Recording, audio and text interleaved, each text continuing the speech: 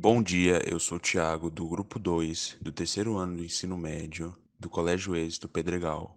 Eu vou falar um pouco sobre o magnetismo. O magnetismo se define como a capacidade de atração em ímãs, ou seja, a capacidade que o objeto possui de atrair outros objetos. Os ímãs naturais são compostos por pedaços de ferro magnéticos ou rochas magnéticas como os magnetita.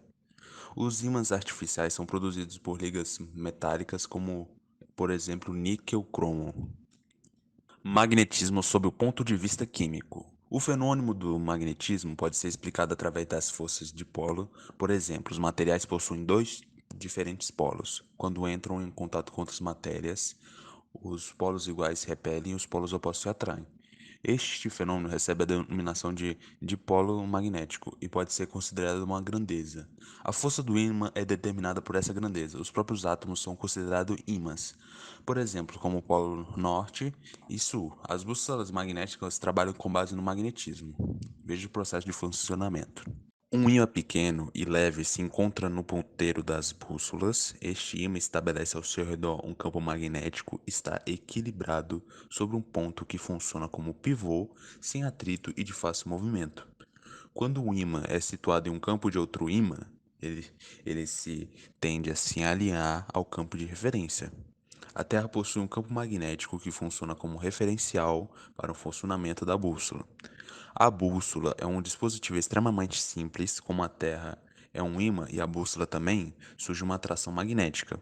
E não importa onde você esteja, ao segurar uma bússola, ela vai apontar sempre para o Polo Norte. Isso porque o campo magnético da Terra faz com que o ponteiro aponte nessa direção. Agora eu vou falar um pouco sobre a história do magnetismo.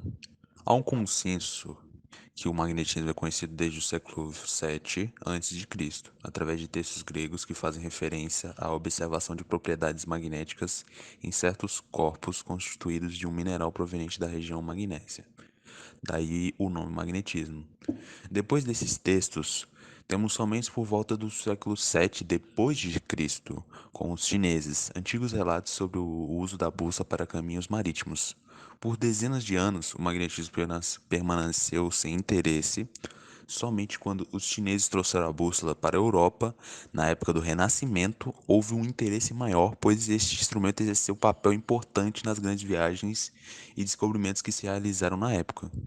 O estudo do magnetismo só teve início no século XVI, com William Gilbert, publicando os resultados de seu estudo observando o fenômeno do magnetismo. Gilbert foi o primeiro a aplicar métodos científicos no estudo do magnetismo e é acreditado como o primeiro descobridor de que a Terra é um grande ímã. Seus esforços separando a diferença entre cargas elétricas e cargas magnéticas trouxe os fundamentos para a ciência da eletricidade e do magnetismo.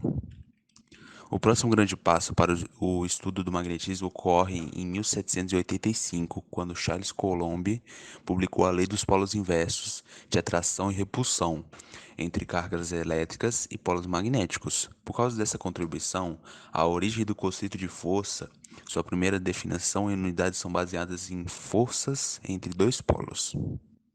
No século XIX, o professor dinamarquês Hans Christian Ørsted conseguiu provar experimentalmente, em 1820, que quando uma corrente elétrica passava ao longo de um fio, aparecia um campo magnético, e André-Marie Ampère, na França, entre 1821 e 1825, esclareceu o efeito de uma corrente sobre um ímã e o efeito oposto de um ímã sobre uma corrente, bem como baseado na descoberta de Ørsted.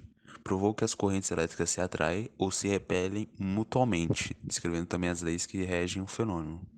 Carl Friedrich Gauss desenvolveu a base de todo o sistema absoluto de medidas eletromagnéticas. A inseparabilidade dos polos magnéticos é expressa pela lei de Gauss, que afirma: o fluxo do campo magnético através de uma superfície fechada qualquer é sempre nulo. Agora eu vou falar um pouco sobre o magnetismo no corpo humano. Ninguém é de ferro, diz o ditado, mas no fundo todo mundo tem um pouco de magnetismo. As centenas de trilhões de moléculas que formam o corpo humano são, na verdade, grandes conjuntos de ímãs. As moléculas contêm elétrons com cargas elétricas negativas e prótons com elétricas positivas. Enquanto giram em torno do núcleo, os elétrons criam minúsculos campos magnéticos que dão estabilidade e equilíbrio às moléculas. A medicina descobriu como usar essas propriedades para criar um dos exames mais precisos de diagnósticos por imagem, a ressonância magnética. Além dessa atração vital, especula-se que os seres humanos têm uma busca interna. Em 1980, o pesquisador inglês Robin Baker fez uma experiência na qual vendou os olhos de dois grupos de estudantes. Pediu então a eles que apontassem onde estava a universidade. Os que levavam junto à venda um pequeno imã erraram mais que os outros. Essas conclusões, porém, são muito contestadas pelos cientistas. Isso seria ótimo, mas por enquanto o melhor que podemos fazer é olhar na bússola, ironiza o fisiologista Ronald Ranwald, professor do Instituto das Ciências Biomédicas da Universidade de São Paulo. Vou falar sobre o magnetismo na tecnologia. Os ímãs são aliados do som. Os ímãs também estão presentes na maioria das caixas de som, até mesmo as que são mais antigas ou mais simples. A utilização dos ímãs é essencial. Isso pois o campo magnético é utilizado para garantir a qualidade do som. Normalmente, quanto maior for a caixa, maior deve ser os ímãs também, para que o campo magnético seja proporcional. Mesmo sendo um assunto complicado, pois envolve a funcionalidade da ferramenta, quanto maior e mais grave for um som, mais presente é o eletromagnetismo. E por isso as caixas de sons para carros, por exemplo, possuem uma quantidade maior de ímãs mais potentes. E vamos admitir, as caixas de som ainda não substituíram os fones de ouvido, que por sua vez também possuem ímãs em sua composição. Discos rígidos. Os discos rígidos, ou também conhecidos como HDs, são ferramentas necessárias para armazenar uma série de arquivos em seu computador ou notebook, como arquivos, jogos, entre outros. É basicamente um tipo de memória dentro do PC. Dentro de cada HD há muitos ímãs que possuem diversas finalidades. O disco rígido é uma das criações tecnológicas que mais foram importantes para guardar informações, especialmente para empresas como as que fabricam molde de injeção plástica, por exemplo. O disco rígido serve para armazenar informações importantes dos clientes e dos processos produtivos da organização. Os monitores, mais especificamente CRT, também possuem ímãs e elétrons em sua composição, que são disparados contra a tela e, como consequência, acaba gerando uma carga elétrica.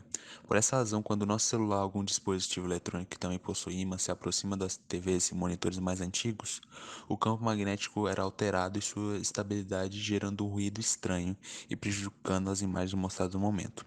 Ou seja, se sua televisão ou monitor é CRT, é recomendado não utilizar itens magnéticos próximos, ou ao longo prazo o eletrônico pode acabar sendo prejudicado.